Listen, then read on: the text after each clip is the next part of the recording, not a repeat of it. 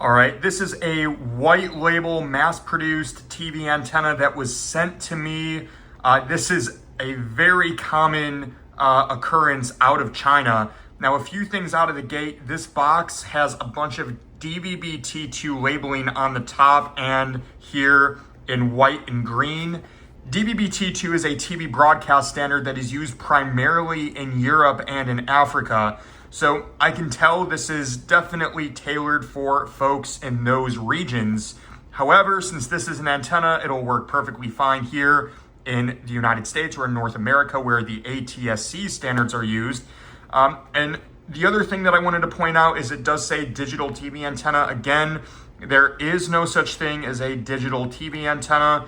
This could, in theory, receive analog TV signals as well, and this will literally receive any radio waves. So, since I got this, I thought I'll review it and see how it performs. Okay, so let's open this up here.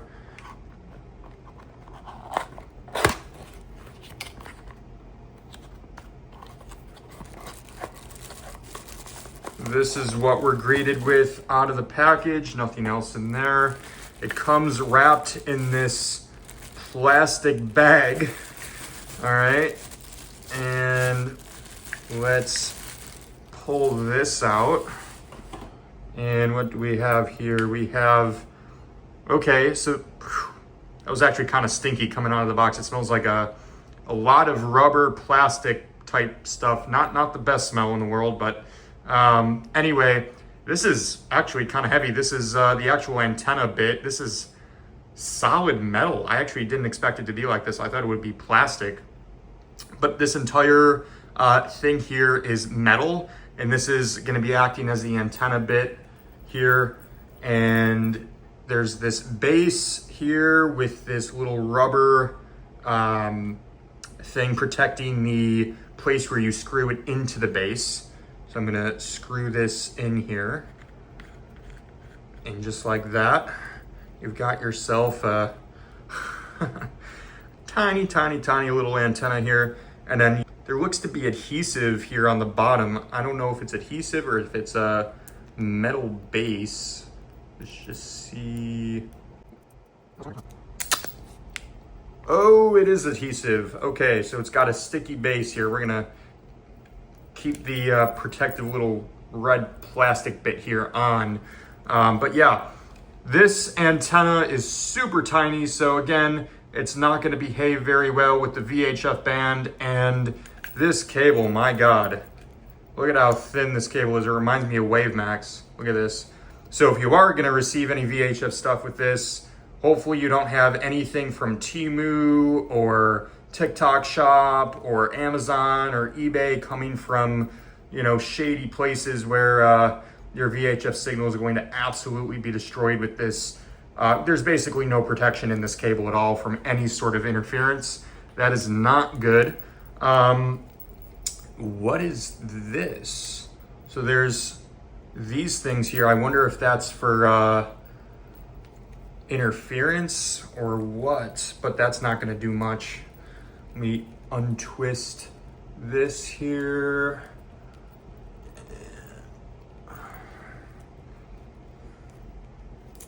There we go. 1 out of 2 done. And we'll do this one too. Long cable though, so I won't have to worry about trying to, you know, man, this is long.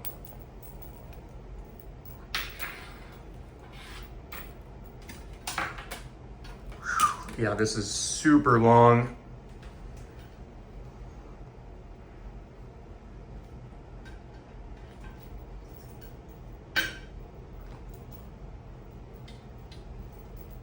Ah, I know what this is now. Yeah, who is I kidding for for interference? No, this is a preamplifier technically. So there's some electricity that you can, a few watts that you can put into this thing right here that you can see with this USB type A cable, and this splits and goes to this thing, which will quote unquote amplify it. We'll really see about that here. And then this is the F connector. There we go, now it's focused. So you can see right there, that center conductor is aluminum. It's not even copper. And I guarantee you the actual wire that is inside of this thing isn't even that thick, which is a shame because this thing is so freaking tiny. So not very high quality, obviously, but we'll see how it performs. The signals here where I'm going to be testing this thing out at is extremely strong. There's very strong signals here. So I'm sure it'll get some, but I don't know how well it's going to perform. So let's take a look and see. All right, we're gonna perform an auto search and see how many channels this antenna can bring in. And then we'll see how well the channels themselves are actually able to come in.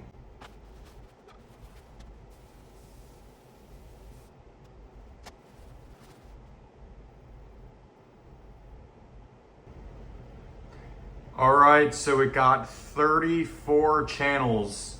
Not very good. Again, this is just the first round that I'm trying out without the amplifier plugged in.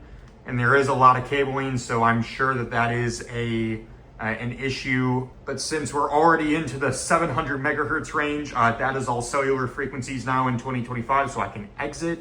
There we go. And let's see here. Yep, so channel 4 is coming in here, all of their sub-channels. Ooh, interesting. It was not able to get WTBJ in this position. This channel is pixelating.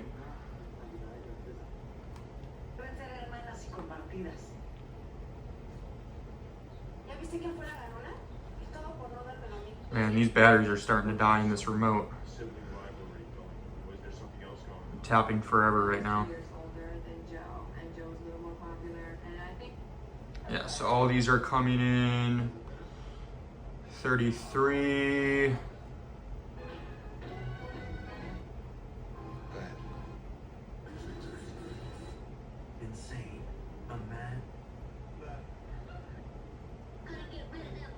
All of those are on the same RF channel, so that doesn't matter. All right, let's see this.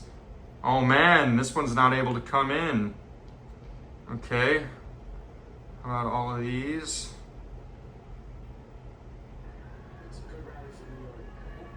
These are all on the same RF channel. And these should all be in here as well. Yep. And this one's pixelating a little bit.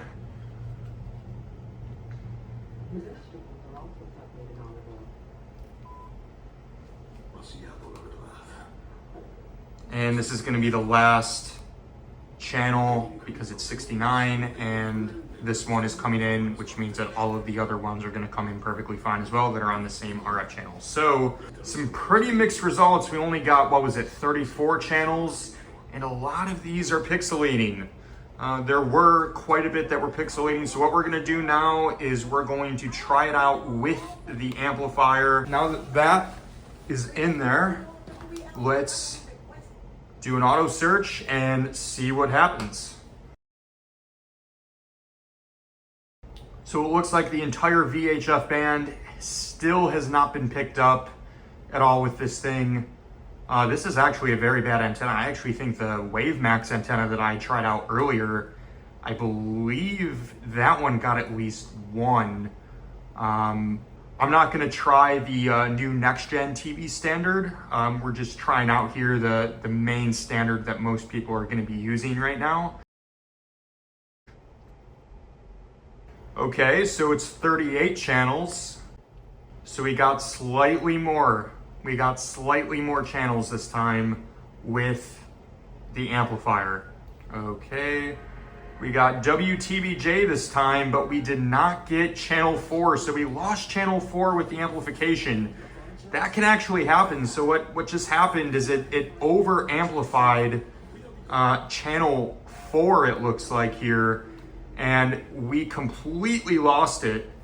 But we did gain WTBJ, except it's pixelating. See all the macro blocking and everything. Unfortunately, that's the issue with stuff like this. Let me keep going here, see if there's any other new ones that we've got here in this scan. This is a pixelating mess.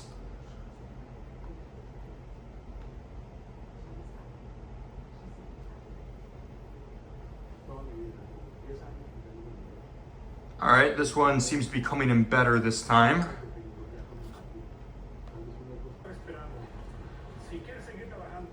That one seems to be coming in fine. That one's coming in fine. These are all coming in fine.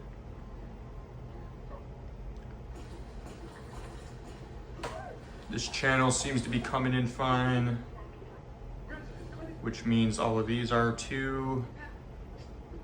And let's see, how is Ion coming in here? Ooh, Ion's pixelating.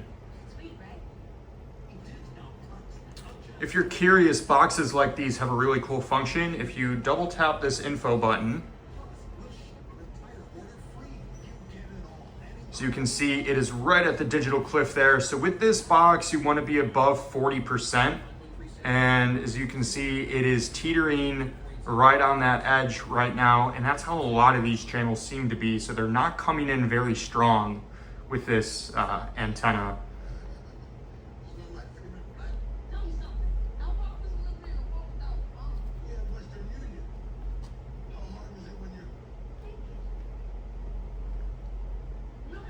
So all of these are going to be coming in the same.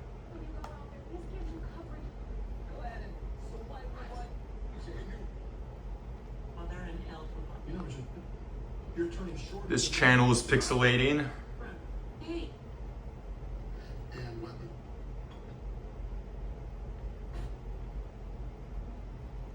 This is on the same RF channel as 6-1. And this one seems to also be pixelating, unfortunately. And that's the trade-off with a lot of these amplifiers is, unfortunately, a lot of these cheap amplifiers don't amplify very well. Okay, this channel just has color bars on it.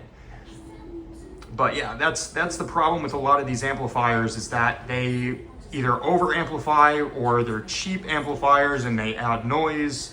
And especially with a fragile technology like the ATSC 1.0 standard that's used here in the United States, Canada, and Mexico, it can really interfere and have problems with the technology, because it's older technology that we're still using mainly.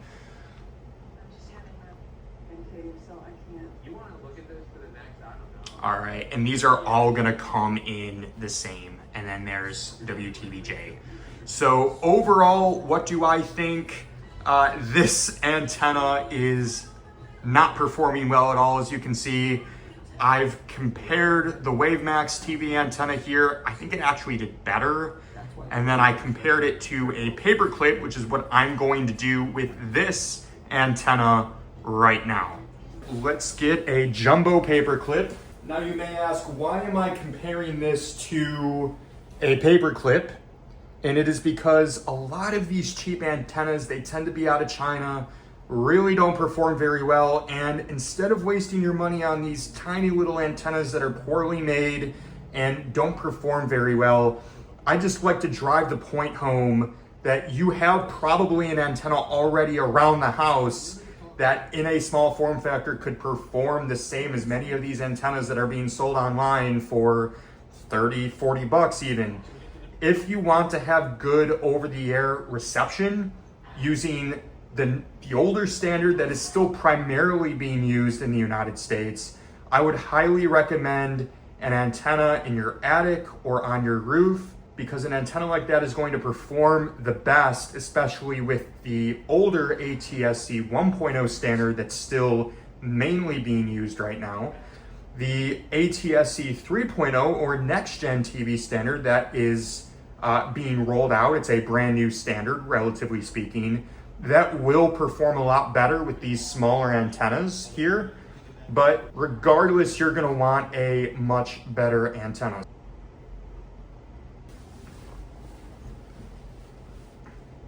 All right, let's run a scan with a Paperclip and see how many channels this Paperclip is able to get in.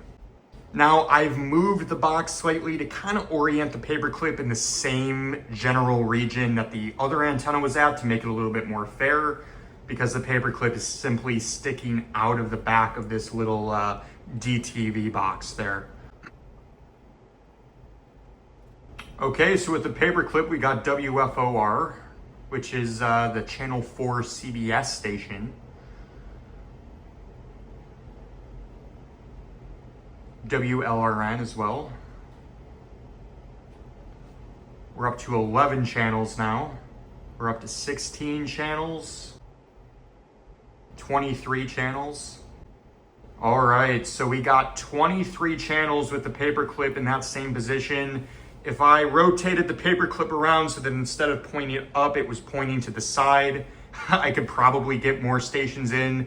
I just wanted to make it as fair of a comparison as possible. But just to give you an idea, this paperclip got 23 channels in.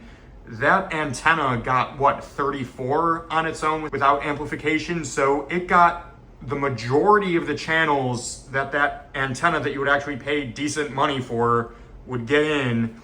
And this is simply a paperclip. So just to drive the point home that antennas are simply pieces of metal, that is really the case here.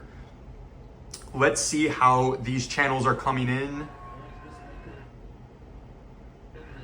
And this is actually coming in perfectly fine.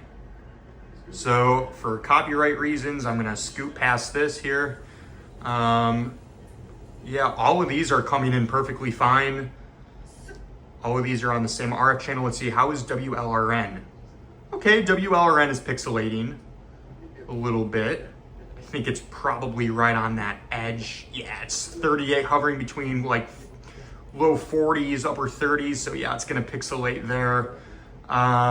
Let's see what other channels are coming in.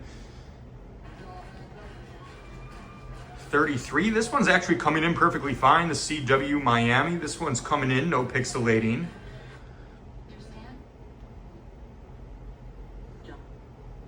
All of these are gonna come in just to show you that this is also coming in fine. Here's Me TV Tunes here, and that's coming in perfectly fine.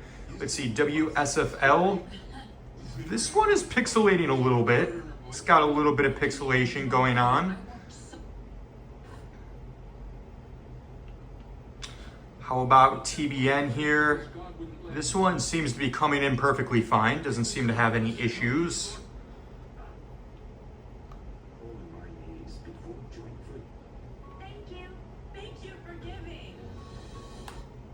And we're back to square one here. So anyway, thank you so much for watching this video. Ooh, this is actually coming in at 50%. So yeah, as you can see, the paperclip's performing pretty well.